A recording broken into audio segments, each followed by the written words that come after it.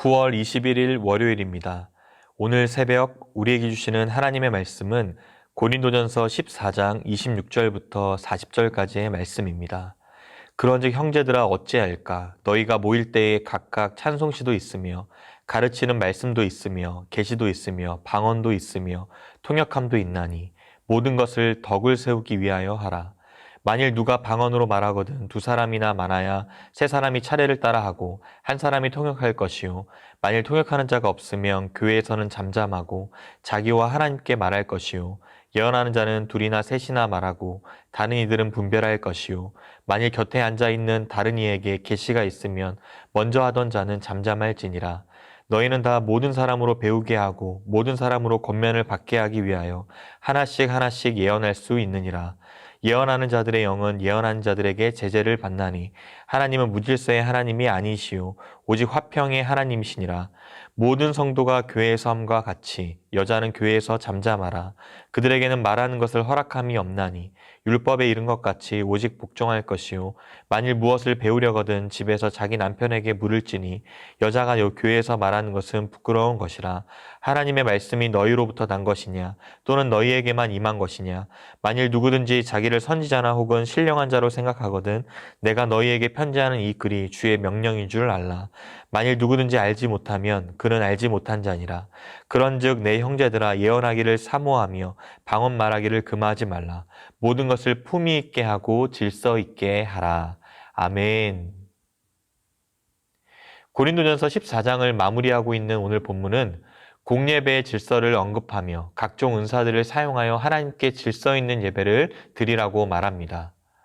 바울은 계속해서 은사를 교회의 질서와 덕을 세우기 위해 사용할 것을 당부하죠. 26절 말씀입니다. 그런즉 형제들아 어찌할까? 너희가 모일 때에 각각 찬송지도 있으며 가르치는 말씀도 있으며 계시도 있으며 방언도 있으며 통역함도 있나니 모든 것을 덕을 세우기 위하여 하라. 즉 교회의 유익과 덕을 세우기 위해 모든 은사를 사용하라는 것입니다. 이것이 은사를 주신 목적이기 때문입니다. 교회 안에 여러 성도들이 모이게 되면 찬송이나 말씀이나 계시, 방언, 통역과 같은 다양한 은사들이 있고 또 모두 다 필요한 은사들입니다. 그러나 아무리 다양하더라도 그 어떤 은사도 자신을 주장하기 위해 사용되어서는 안 되며 다른 이들에게 덕을 세우기 위하여 교회 전체의 유익을 위해서 사용되어야 합니다.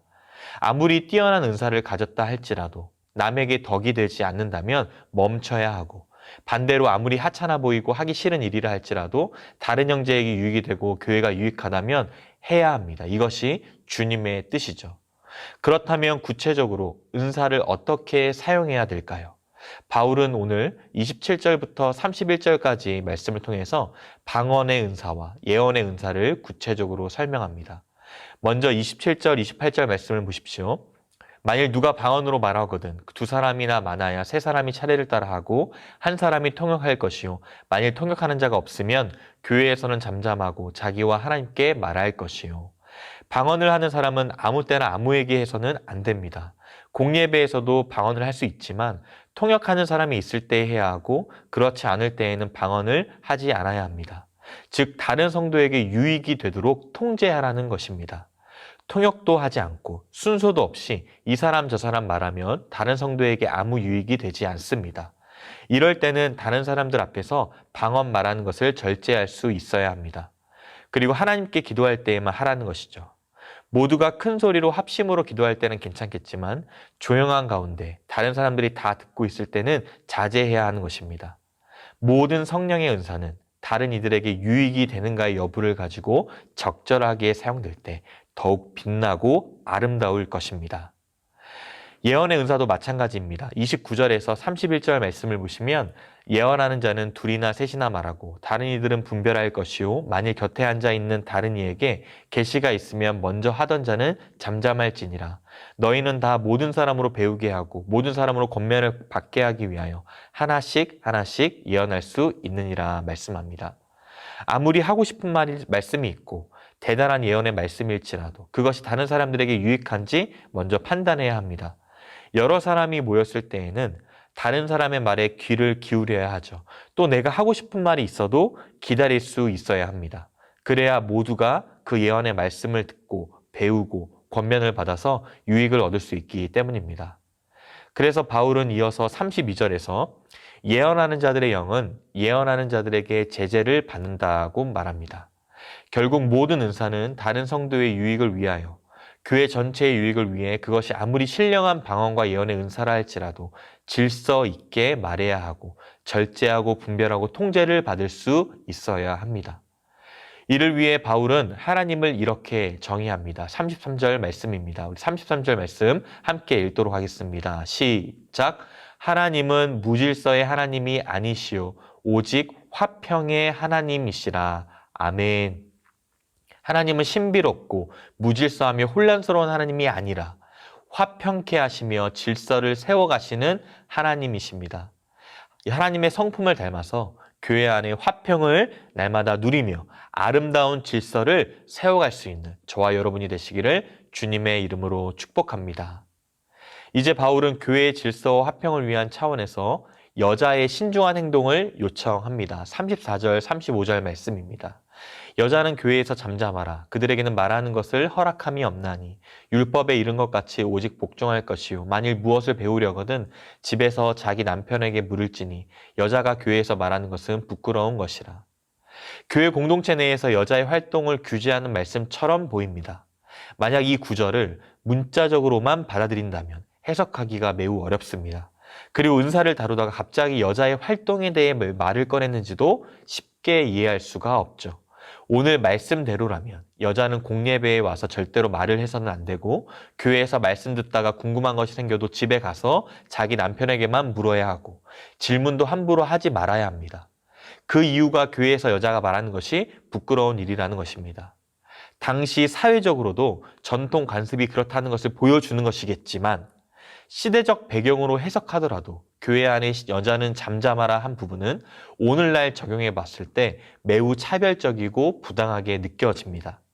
하지만 바울은 앞서 고린도전서 11장에서 여자들도 교회에서 기도할 수 있고 예언도 할 수 있다고 말했기 때문에 이 말씀은 문맥에 따라서 그 의미를 잘 해석해서 받아들일 필요가 있습니다. 여기서 바울은 남자와 여자의 문제를 논하는 것이 아닙니다. 이것은 당시 여자들의 은사가 잘못 사용되어질 때 분별 없이 절제하지 못하여서 소리를 외치는 일들로 인하여 공예배를 무질서하고 소란스럽게 할 수 있음을 경고한 것입니다. 여성으로서 마땅한 품위를 지키지 못하고 질서 없이 행동한다면 교회 공동체를 깨뜨릴 수 있음을 경고하고 있습니다. 분명한 것은 고린도 교회는 그 안에 은사적인 일로 문제가 많았고 품위 없는 대화로 공동체 질서를 무너뜨리는 여자가 많았다는 것을 보여줍니다. 남자도 마찬가지겠죠. 모두가 교회의 화평과 질서를 깨뜨리지 말고 절제하고 주의하라는 것입니다. 이와 같이 교회 공동체 전체에게 덕이 되도록 하기 위해서는 방언과 예언의 은사뿐 아니라 남자와 여자의 관계, 예의나 품위를 갖춰야 함을 교훈해 주고 있습니다. 마지막으로 바울은 은사 문제에 대해 마무리하면서 성령께서 허락하신 말씀임을 강조하며 자신의 사도권을 변증합니다. 그리고 독단에 빠지지 말 것을 권면하죠. 36절에서 38절까지 말씀입니다. 하나님의 말씀이 너희로부터 난 것이냐 또는 너희에게만 임한 것이냐 만일 누구든지 자기를 선지자나 혹은 신령한 자로 생각하거든 내가 너희에게 편지하는 이 글이 주의 명령인 줄 알라. 만일 누구든지 알지 못하면 그는 알지 못한 자니라. 바울은 자신이 쓴 글이 곧 하나님의 말씀임을 주장하는데 이것은 바울의 주관적인 생각이기보다 주께서 허락하신 명령을 함부로 무시하지 말 것을 강조한 말입니다. 사람마다 자신의 특별한 은사를 받았다고 전부 하나님의 말씀을 받은 사도처럼 행동한다면 교만에 빠져서 혼란이 발생하기 때문이죠. 그러므로 사도들이 기록한 말씀의 권위를 부여하고 기록된 성경 말씀만을 최종 권위로 삼아야 합니다. 그리고 또 바울은 사도의 권위를 가지고 모든 은사를 균형 있게 질서대로 사용할 것을 요청합니다. 39절과 40절 말씀입니다. 그런즉 내 형제들아 예언하기를 사모하며 방언 말하기를 금하지 말라. 우리 한번 같이 읽도록 하겠습니다. 시작. 모든 것을 품위 있게 하고 질서 있게 하라. 아멘. 성령의 여러 은사들은 공동체를 유익하게 하고 공동체를 품위 있고 질서 있는 모습을 갖추게 할 것입니다. 은사를 사용하여서 조화를 이룰 수 있다면 결국 교회가 이 땅에 예수 그리스도의 아름다운 모습, 바로 거룩하신 성품을 밝히 드러낼 수 있습니다. 사랑하는 성도 여러분, 하나님은 뛰어난 은사를 많이 발휘하는 것보다 교회 모든 성도들이 서로 화평하며 질서 있게 공동체를 아름답게 세워가기를 원하십니다. 하나님은 무질서가 아니라 질서의 하나님이시기 때문이죠. 오늘날 한국교회 안에 은사를 잘못 사용하여서 혼란에 빠지는 경우가 많습니다. 공동체를 어지럽히고 깨지게 하고 갈라지는 여러 현상들이 있습니다. 마치 고린도 교회가 무질서했던 것처럼 말이죠. 문제는 은사에 있지 않습니다. 은사를 잘못 사용한 것에 있습니다.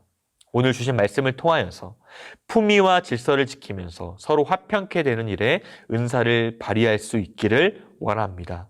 사랑으로 절제하고 겸손히 행하는 것이야말로 그리스도인이 갖춰야 할 덕목임을 기억하십시오. 모든 일에 주신 은사를 다른 이들의 유익과 교회 공동체, 그리고 이 세상을 유익하게 하며 화평케 하는 데 쓰임 받으시는 우리 모든 성도님들의 삶이 되시기를 주님의 이름으로 축복합니다. 기도하겠습니다. 하나님, 오늘도 말씀을 통해 은사를 주신 목적과 그 뜻을 분명히 알게 하시니 감사를 드립니다. 교회 안에 다양한 은사를 잘 발휘하여서 그리스도의 몸된 교회를 잘 세워갈 수 있기를 원합니다. 서로의 유익을 위하여 덕을 세우고 질서 있게 은사를 사용함으로 화평케 되는 우리 모두가 되게 하여 주시옵소서. 모든 은사를 잘 통제하고 마땅한 품위를 지키며 균형 잡힌 신앙의 성숙을 이루어 나갈 수 있도록 주님 은혜를 더하여 주시옵소서. 감사드리며 살아계신 예수 그리스도의 이름으로 기도드리옵나이다. 아멘. 개인적으로 기도하실 때 오늘 주신 말씀을 붙들고 기도하시고 주간 기도 제목을 따라서 부상과 민족과 한 주간의 승리를 위하여서, 그리고 코로나19 신부상교회 공동 기도문으로 함께 기도하겠습니다.